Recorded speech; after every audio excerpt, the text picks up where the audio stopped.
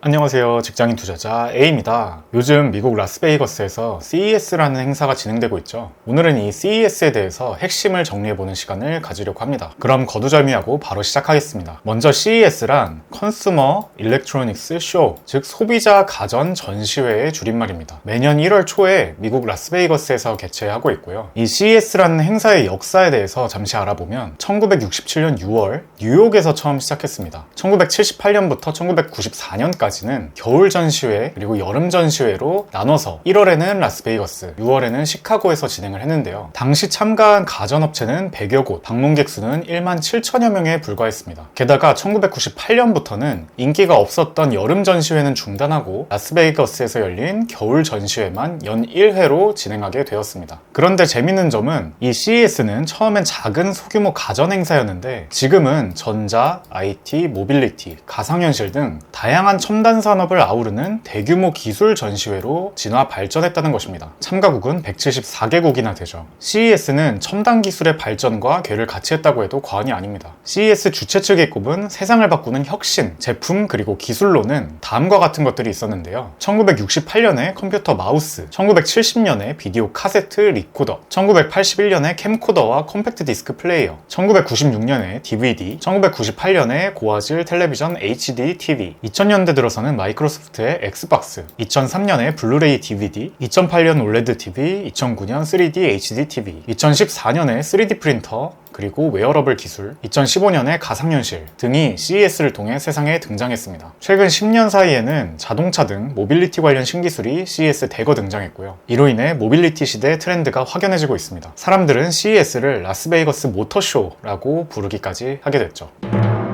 그렇다면 최근 CES는 어떠한 트렌드를 가지고 있을까요? 주최 측이 꼽았던 6대 키워드를 통해서 알아보겠습니다. 먼저 2020년에는 AR, 증강현실, 그리고 IoT 같은 스마트시티, 또 인공지능 비서기능과 같은 AI, 스마트팜, 인공육 등을 포괄하는 푸드테크, 그리고 5G가 주요 키워드였습니다. 이러한 주제들도 충분히 최첨단 기술을 다루고 있었지만 2020년에 닥친 코로나로 인해서 2021년에는 디지털 전환이나 실내 운동 또는 비대면 진료 등 디지털 헬스, 또 공장 자동화 등과 관련된 로봇, 드론, 또 자율주행, 전기차 등의 기술을 필두로 하는 자동차 기술이 주요 트렌드로 꼽혔습니다. 5G 연결과 스마트시티는 각각 2020년에서 그대로 계승이 되었죠. 참고로 당시엔 코로나 사태 때문에 온라인으로 진행되기도 했습니다. 2022년에도 디지털 헬스라는 분야는 여전히 핵심 키워드로 꼽혔고요. 미래 모빌리티 역시 계속해서 핵심 주제로 꼽히고 있습니다. 특이했던 점은 2021년 암호화폐 시장의 붐과 더불어서 NFT라는 주제가 꼽혔다는 것이고요. 또 가상현실 관련된 메타버스라는 주제도 등장하기 시작했습니다. 한편 우주라는 주제도 등장하기도 했죠. 그리고 현재 진행 중인 2023년의 핵심 주제는 바로 다음과 같은데요. 역시 2022년과 마찬가지로 메타버스 그리고 암호화폐 시장과 관련된 웹3가 핵심 주제로 꼽히고 있고 3년 연속으로 미래 모빌리티가 핵심 키워드로 꼽혔습니다. 헬스테크도 마찬가지죠. 거의 3년 연속으로 꼽히고 있고요. 작년에 에너지 대란이 있었죠. 지금까지 이어져 오고 있는데 이러한 이슈들로 인해서 ESG와 지속 가능성에 대한 관심도 높아진 걸 알 수 있습니다. 마지막으로는 너무나 커져버렸는데 아직도 더 클 가능성이 높은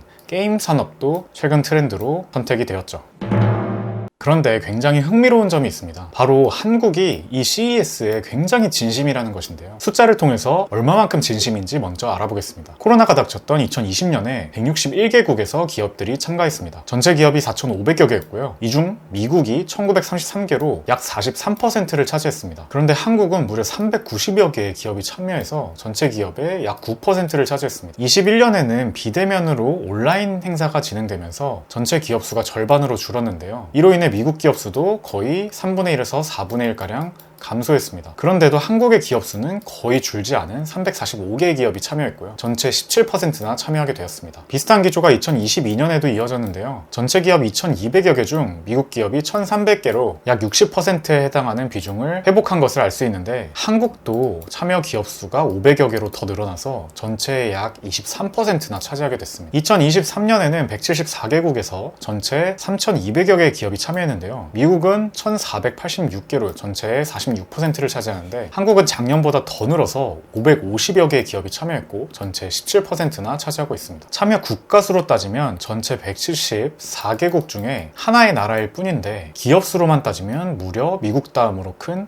전체 17%나 차지하고 있는 겁니다. 주최국인 미국의 기업들도 코로나로 인해서 비대면이 되었을 때는 참여 기업 수가 급감했었는데 한국은 거의 줄지 않았었고요. 이처럼 한국의 기업들은 CES에 굉장히 진심입니다. 이번 CES 2023에도 SK의 총수인 최태원 회장이 직접 현장을 방문해서 이렇게 인터뷰도 했었고요. 최태원 회장은 특히 탄소 감축에 대해서 굉장히 관심이 많은 것으로 보입니다. 한편 CES는 행사 때마다 세계를 선도할 혁신 기술과 제품에 CES 혁신상을 수여하는데요. 이번 23년에는 370개 기업 454개의 제품이 선정됐다고 합니다. 그런데 신기한 것은 이 전체 370개의 수상 기업 중에서 우리나라의 기업이 100개를 넘어서 역대 최대 규모로 예상된다는 점이고요. 불과 4년 전인 2019년에는 수상 기업이 총 7개에 불과했는데 괄목상대할 정도로 굉장히 많은 수의 기업이 수상을 하게 되었습니다. 어떤 기업들이 있었는지 헬스케어 중심으로 잠시 보고 가면요. 주로 헬스케어 관련된 소프트웨어 기업들이 많았고요. 치매 고위험군을 조기 선별한다든지 비대면 진료를 한다든지 내시경 영상을 분석한다든지 반려동물 건강관리를 한다든지 하는 다양한 헬스케어 분야의 혁신적인 기술들이 수상을 했음을 알 수 있습니다. 우리가 잘 알고 있는 대기업인 SK텔레콤도 수의학 엑스레이 영상 진단에 대해서 수상을 했네요. 한국의 기업들이 이렇게 CES에 적극적으로 참여하게 된 계기를 저는 두 가지로 나눠서 살펴보았습니다. 먼저 스타트업 입장에서는 한국 시장이 굉장히 좁기 때문에 글로벌 투자 유치를 위해서 마케팅 측면에서 CES에 적극적으로 참여하는 것을 알 수 있습니다. 두 번째로는 규제 이슈인데요. 헬스케어 기업이나 핀테크 기업에 대해서 한국에는 규제가 굉장히 심하기 때문에 글로벌 진출을 위해서 미국에서는